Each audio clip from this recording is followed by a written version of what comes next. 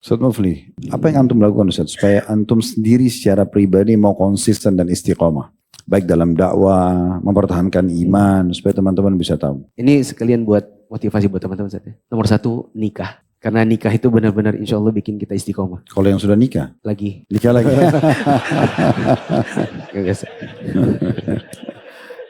Waktu anak kerja di Jakarta itu Ustaz yang 2008, kita kalau sudah Jumat itu saking teriak-teriakan bilik itu, kita mau ke Citos, yuk Citos gitu.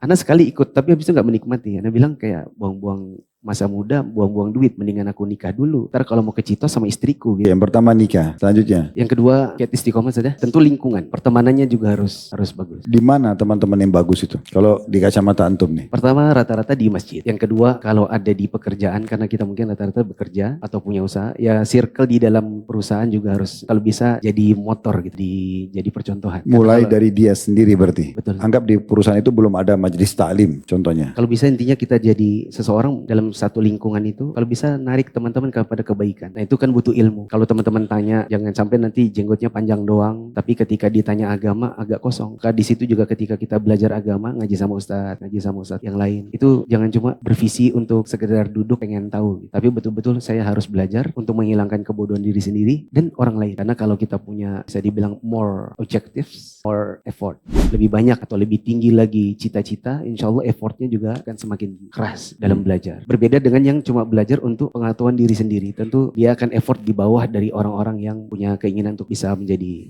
motor di lingkungan. Setelah kita menapaki jejak dakwah ini, Anda berpikir supaya istiqomah adalah satu, selalu bilang sama diri sendiri, di atas langit ada langit. Karena kalau Anda mengukur diri sendiri, kalau tidak punya prinsip seperti ini, khawatirnya dalam dunia dakwah itu merasa lebih dari yang lain. Yang kedua, senantiasa perbaiki niat. Karena Anda meyakini bahwa siapa yang niatnya itu keliru, nanti dia pasti suatu saat terpeleset. Jadi kalau Anda misalnya dalam dunia dakwah sudah masuk dengan niat yang salah, pasti suatu saat Anda akan jatuh juga. Maka supaya istiqomah nggak jatuh, senantiasa perbaiki diri dengan perbaiki niat. Berarti ini kiat selanjutnya tadi ya? Ya, setelah masuk di dunia dakwah. Setelah tadi majelis ilmu yang hadir dengan merasa bahwasanya butuh menghilangkan kebodohan dan juga untuk mengajarkan kepada orang lain. Berarti masuk tadi di poin ini setelahnya. Ada lagi Ustaz yang mau disampaikan? Fadhal pertanyaan dulu.